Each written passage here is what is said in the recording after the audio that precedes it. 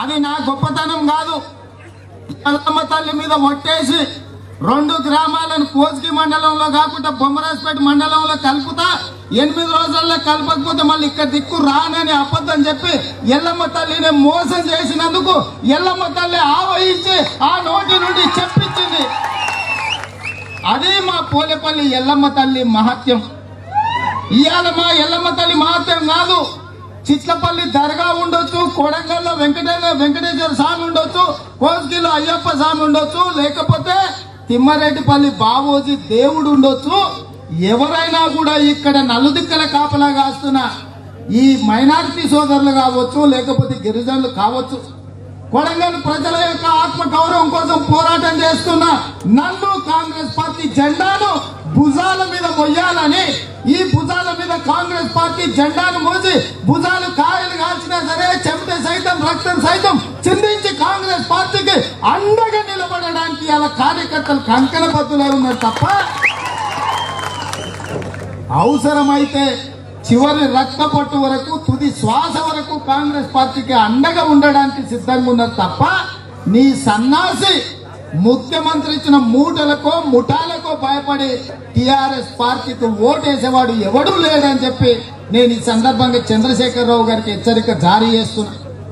కాబట్టి సోదరులారా, ఇవాళ కాంగ్రెస్ వాళ్ళు రేవంత్ రెడ్డిని గెలిపించాలనుకుంటే టిఆర్ఎస్ వాళ్ళు ఓడించాలంటారు. నేను సూటిగా ఒక ప్రశ్న అడుగుతున్నా ఈ రాష్ట్ర ముఖ్యమంత్రిని, ఎందుకు రేవంత్ రెడ్డిని ఓడించాలి? కొడంగల్లో 60 సంవత్సరాలు ఎన్నడూ కూడా శాసనసభలో గాని రాష్ట్రం బయట ఎక్కడికి పోయినా కొడంగల్ పేరే వినిపించింది. కొడంగల్ అంటే వరంగల్ అంటున్న సందర్భంలో గల్లీ నుంచి ఢిల్లీ వరకు కొడంగల్ గలం వినిపించినందుకు రేవంత్ రెడ్డిని ఓడించాలనా? కోస్గికి బస్ డిపో తెచ్చినందుకు ఓడించాలనా? కోస్గికి పాలిటెక్నిక్ కళాశాల తెచ్చినందుకు ఓడించాలనా? కొడంగల్ డిగ్రీ కాలేజ్ బిల్డింగ్ తెచ్చినందుకు ఓడించాలనా? ఈ ఎడారిగా ఉన్న ఈ ప్రాంతానికి 1,07,000 ఎకరాలకు నారాయణపేట కొడంగల్ లిఫ్ట్ ఇరిగేషన్ ద్వారా 1,500 కోట్ల రూపాయల నిధులు తెచ్చినందుకు ఓడించాలనా? మద్దూరులో జూనియర్ కాలేజ్ బిల్డింగ్ కట్టించినందుకు ఓడించాలనా?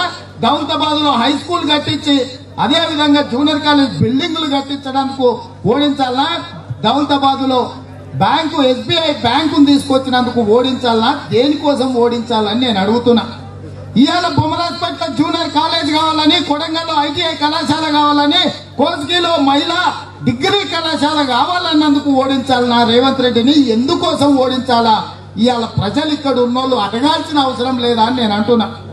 ఇవాళ ఇక్కడి ప్రజల ఆత్మ గౌరవం కోసం ఇక్కడ పుట్టిన బిడ్డలు కళ్ళు తాగి లేకపోతే లంబాడి తండాలలో సారాగారుస్తున్న బైండ్ ఓవర్ కేసులు పెడుతున్నందుకు, అక్రమ కేసులను ప్రశ్నిస్తున్నందుకు ఇవాళ రేవంత్ రెడ్డిని ఓడించాలా?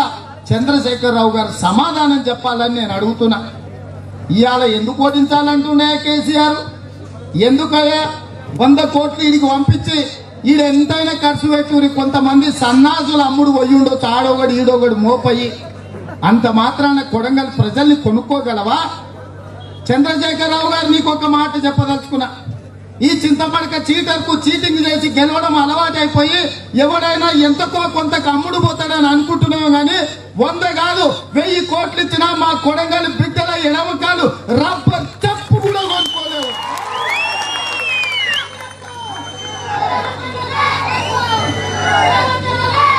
కామెంట్ చేయండి. ఎప్పటికప్పుడు మా వీడియోస్ చూడాలంటే సబ్స్క్రైబ్ చేసుకోండి.